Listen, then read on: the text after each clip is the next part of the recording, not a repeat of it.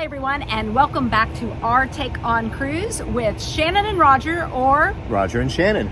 My name's Shannon McKee of Access Cruise, and as always I have with me Roger Blum with Cruise and Port Advisors, and we are back in Coconut Grove. We're always in Coconut Grove. Thank you for always coming to Coconut Grove.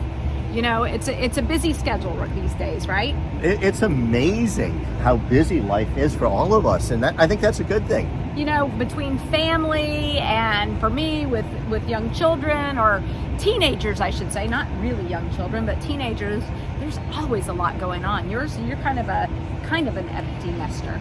Well, kind of, except my son graduates college in 2 weeks. I'll send pictures. So this is a you're big going to be deal. going up very soon then. Absolutely. He's moving to Chicago, but like I said, we'll save that for another episode. Okay, well, we'll do that another episode. Anyway, we are back in Coconut Grove, and you and I have been working on a project together. That's right. Which has been a lot of fun. And we have been talking about market segments. And it's very interesting how the market segmentation continues to evolve, expand, and kind of metamorphosize, I guess you could say, as new brands are coming into the marketplace. It's interesting because just not that many years ago, it was pretty easy. Everybody fell in a category. You could say, okay, that's contemporary, they're premium, they're luxury, but it's all kind of mashing together, and there's other segments and sub-segments.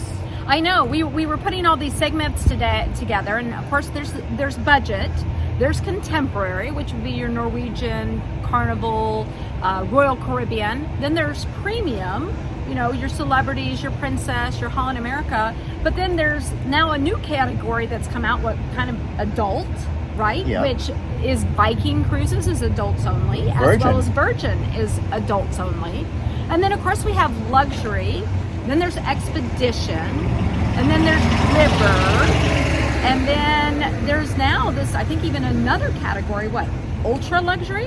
Ultra luxury, but let's even go back to contemporary. It used to be pretty easy, say, okay, you said Royal Caribbean, Norwegian, Carnival, put them in the contemporary category, but Icon of the Seas, their suites are more expensive than the ultra luxury cruises. Or go back to your old friends or your old home at Norwegian. Yeah. You've got the Haven, which is really Ship within a ship. yeah, the ship within a ship. MSC, of course, with their yacht club, and it's not contemporary there. They're definitely premium, pushing luxury in those areas. That's true, you know. And then I was having a conversation with some of the new, what I would have considered ultra luxury brands. And for them, they're not even considering themselves really a cruise ship or falling anywhere in the cruise industry, but instead into the super yacht industry. And that, for me, a super yacht, like, you know, your super yacht, that is even ultra luxury. Right? So now there's an ultra luxury category. And Shannon's yacht. It's the inflatable behind us, but anyway. And let's even talk now that we get into river cruising, which is not necessarily yours and I's specialty. The river cruising. I'm taking my first river cruise at Christmas, though, which I'm super excited about. Cool. But we have our European river cruising. Then we have the U.S. river cruising that is happening, and Viking is expanding into that river cruising. But we also have this niche market that I don't even know what categories they fall into. Like, look at Azamara, right? Mm-hmm. So I think of them as niche, which they're really about cultural immersion. Yeah. Destination focused, they spend more time in port, really have a chance. And Viking does the same thing. Viking is really very much into the destination, which I think a lot of people are into also now. Yeah.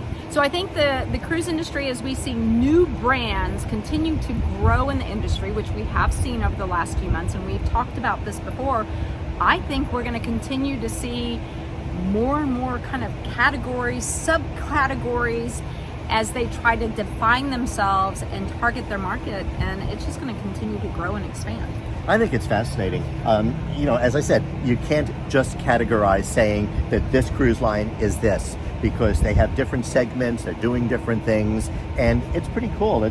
I think as the industry is maturing, they're starting to understand the different markets better, as well as more people are coming into cruising who may not have been in cruising before, and they're realizing that they can have these type of much more specific, interesting experiences. You know, I was just reading the 2023 CLIA report, and they were saying they're looking for another, I believe it's 4 million new to cruise travelers out there. Wow. Well, they've got you on river now. They sure do. I can't wait. By the way, I've done a couple river cruises, one on the Mississippi River, which is a totally different way to see the middle of America. And I did a Nile cruise, which is a totally different experience too. That So sounds fun. my next one's going to be a European river cruise. All right, so lots to think about. Think about the market segmentation, and I'm wondering when the next cruise brand is announced, which I'm sure there will be another one just around the corner, and I'm not saying I know anything, but I wonder where they're going to fall. Are you going to prognosticate? No, I'm not. Are you? I've learned how to say the word thanks to you. I think family. I think there's another. I think there could be another family brand. There could be, but family is pretty well represented. But let's see. We'll see. There's probably subsections of family that we haven't thought of. Exactly. All right. Talk to you next week. Bye. Bye.